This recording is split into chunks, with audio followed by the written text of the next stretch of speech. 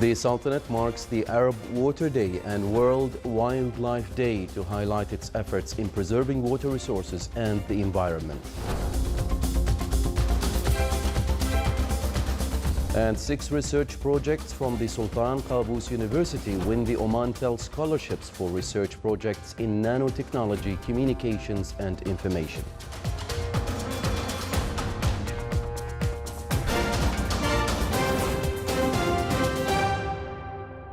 Those were the headlines. Now for the news in detail. The Sultanate participated in the Arab Foreign Ministers meeting, which was held at the Secretariat General of the Arab League in Cairo. The meeting shed light on a number of issues, on top of which was the Arab joint work, the Palestinian cause, as well as the Arab relations with Iran and Turkey. In a consultative meeting, the Arab foreign ministers agreed to re-elect Ahmed Abul Ghait, Secretary General of the Arab League, for a new 5-year term starting from the 1st of July 2021. His Excellency Sameh Shukri, the Egyptian Minister of Foreign Affairs, said that as the COVID-19 pandemic continues its impact on the world and the Arab region, it is necessary to work together to face the upcoming challenges. He added that this meeting of the Arab foreign ministers stresses on the keenness of the Arab countries to enhance joint work so as to face such challenges and their impacts on the nation. His Excellency Mohammed bin Abd al-Rahman Al Thani, Foreign Minister of Qatar, stated that the joint Arab work shall be intensified in the upcoming period, as well as to put up the standards for security and fruitful cooperation for the great interests of the Arab nations, in addition to unifying their stance and overcoming their disputes so as to face the challenges and dangers in the region related to security, politics, economy, and others.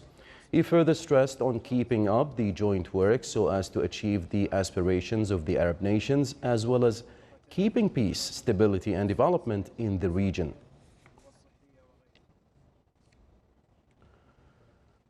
His Excellency Khalid bin Hilal Al-Ma'wali, Chairman of the Shura Council, and His Excellency Dr. Mohammed Ishaq Saad, the Assistant Secretary General of Mauritanian Government, discussed aspects of the existing cooperation between the Sultanate and Mauritania.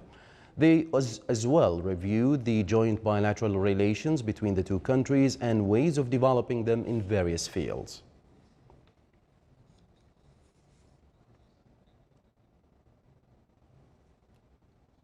His Excellency Salim bin Mohammed Al-Mahrouqi, Minister of Heritage and Tourism and Chairman of Board of Directors of the National Records and Archives Authority, reviewed with His Excellency Dr. Mohammed Ishaq Saad, the Assistant Secretary General of the Mauritanian government, using the technologies in the manuscript sector and qualifying the human resources in this field. During the meeting, they exchanged experiences between the two sides and in ways of enhancing and developing and protecting the national records, as well as encouraging the scientific research and intellectual and artistic creativity in this sector. 6 research projects from Sultan Qaboos University win the Omantel scholarships for research projects in nanotechnology, communications and information. The research proposals that were chosen are represented in electrodes made for water desalination, studying the use of nanoparticles in enhancing oil extraction, using nano components on iron, development of effective techniques for soil improvement, artificial intelligence in Sultan Qaboos University, evaluation of communications network, and many others. These research projects are of great significance to the country, with hopes of coming up with positive results that would contribute in resolving the challenges and obstacles in various fields.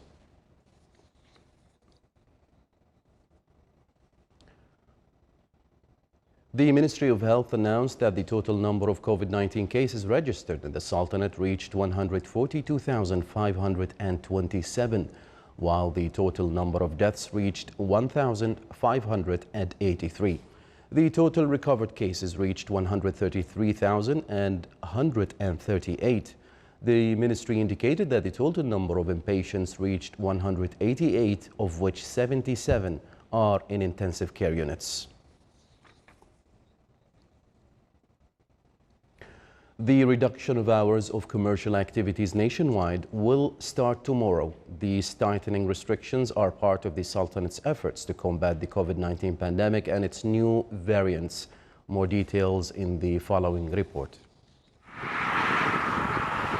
The government efforts to minimize the risk of widespread re-emergence of COVID-19 in the community, the reduction hours of commercial activities that were announced by the Supreme Committee will start tomorrow, 4th of March, where all commercial activities nationwide will close from 8 p.m. to 5 a.m. The measure will impact shops, cafes, restaurants and malls. Pharmacies, health institutions and petrol stations are exempt from the measure. The number of customers permitted entry at public and private businesses nationwide has been reduced to 50% until further notice. Social gatherings are prohibited. The decision is part of the Sultanate's efforts to combat COVID-19 and its new variants. We support the decision of Supreme Committee because number of cases are increasing. We need to stay at home.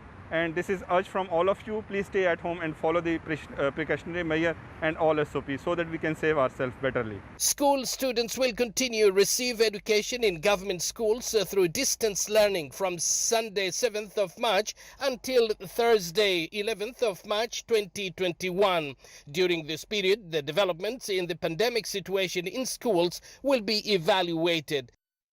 To stay healthy, it is the duty of each and everyone to follow preventive measures so that coronavirus transmission will be less. The COVID-19 committee calls on all to take extreme levels of caution to protect themselves and their families, including the community. It also stresses on avoiding holding of all types of gatherings that are proved to be cause of spreading the pandemic on a wide level. May Allah keep everyone safe.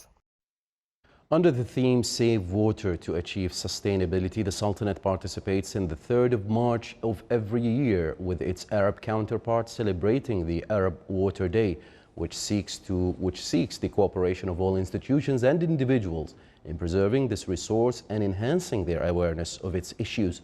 The Ministry of Agriculture, Fisheries and Water Resources will focus on the water situation in the Sultanate and its efforts to optimize and conserve water resources, as well as to enhance the role of awareness on rational consumption and community partnership in water resources management. The ministry implemented many development projects and measures to optimize and ensure the sustainable use of water resources by implementing water projects such as dams, exploration and drilling projects for water resources, maintenance and rehabilitations of villages, water springs and wells.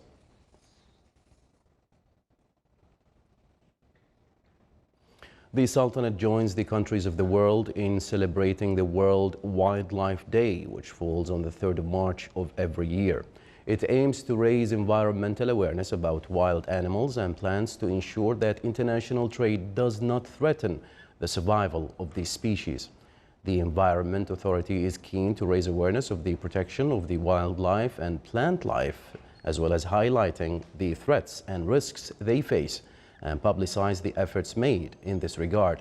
In 2008, the Sultanate joined the implementation of the Convention on International Trade in Endangered Species with Wild Fauna and Flora, which works to regulate international trade in fungal species listed in its annexes, which amount to more than 35,000 plant and animal species, and limit smuggling operations and combating illegal trade.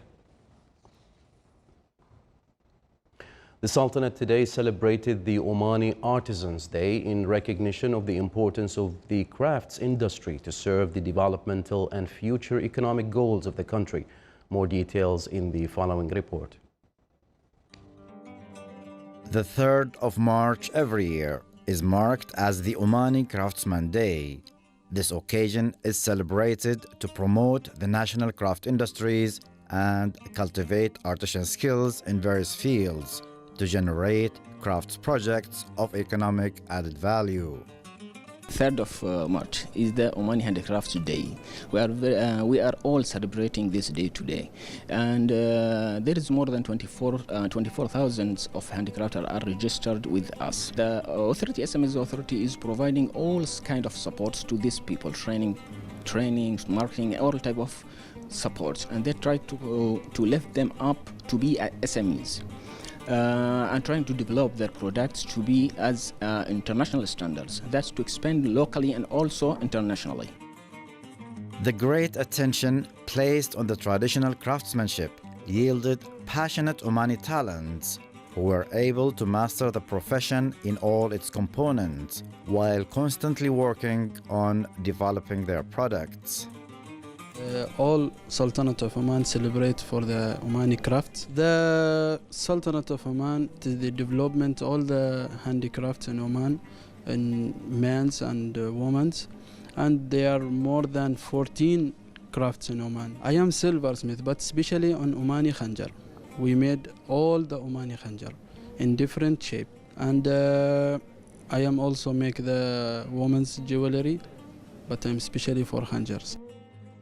Craft work is well maintained and passed down from one generation to another.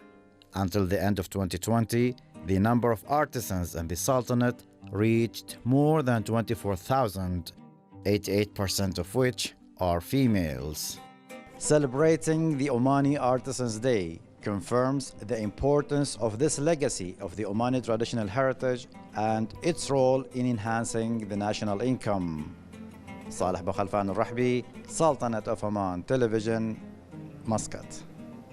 Oceanic shrimp aquaculture receives the first batch of shrimp mothers in preparation to place them in a temporary veterinary quarantine in Al Misfat Industrial Area, Bosher, to remain there for a period of 35 days as the quarry operates with a closed circulation system to recycle seawater. The mothers of shrimp will be monitored and inspected to ensure that they are free from any potential impacts on shrimp projects and to identify their readiness for the incubation stage before transporting them to the designated farms.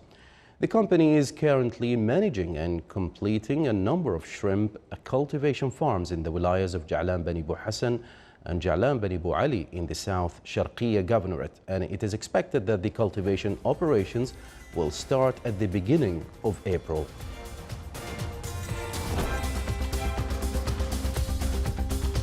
Still to come in our news bulletin. Floods in West Virginia, Tennessee, and Kentucky inundated houses, roads, and fields.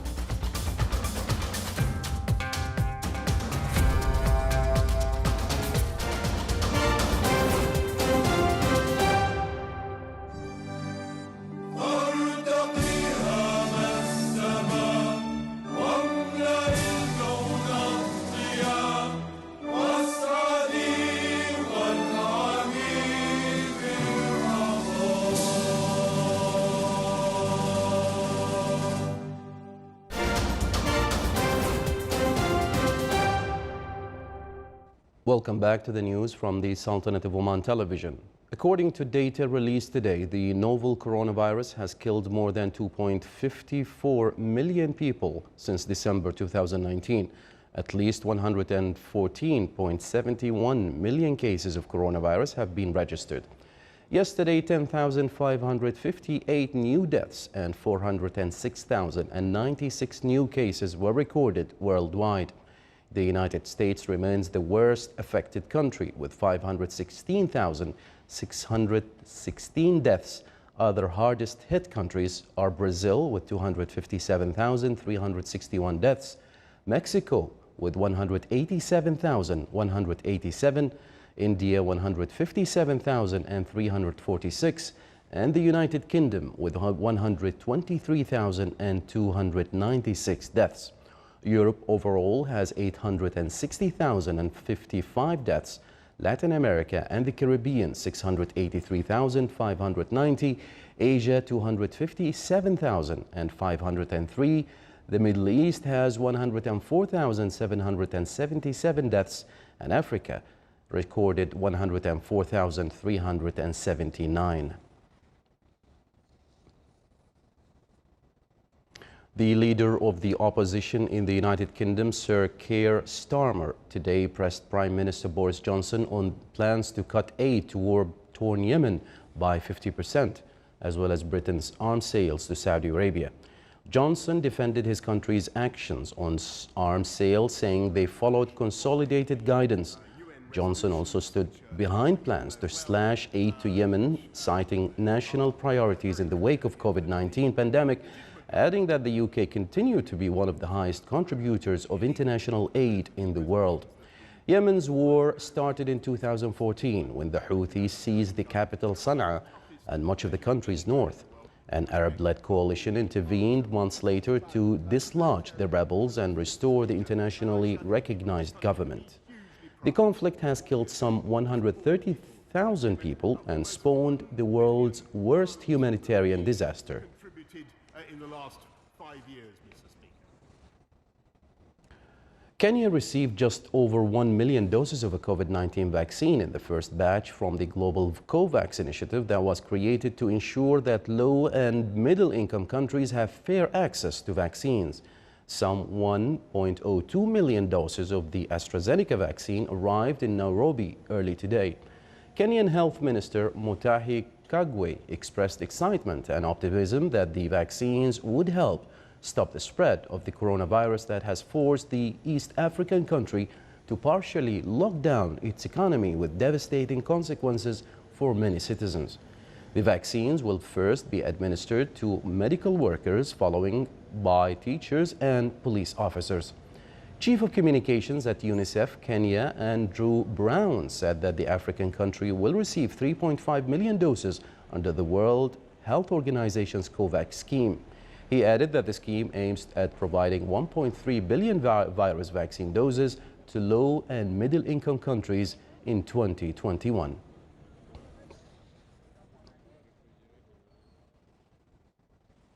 The head of the wrecked Fukushima nuclear plant said yesterday there is no need to extend the current target to finish its decommissioning in 30-40 years, despite uncertainties about melted fuel inside the plant's 3 reactors.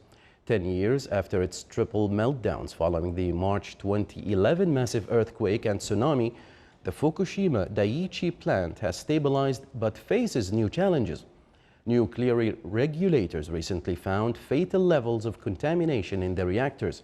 A plant test removal of melted debris from the Unit 2 reactor has been delayed for 1 year due to late robotic arm development in pandemic hit Britain, and a recent earthquake may have caused extra damage to the reactors.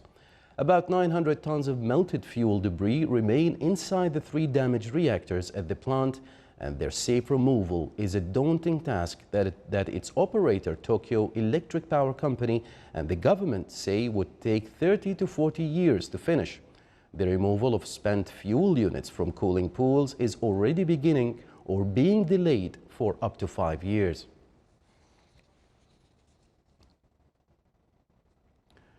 In the United States, days after heavy rains caused flooding in areas of West Virginia, Tennessee, and Kentucky, video in West Virginia shows water surrounding houses and covering roads and fields in Point Pleasant, West Virginia.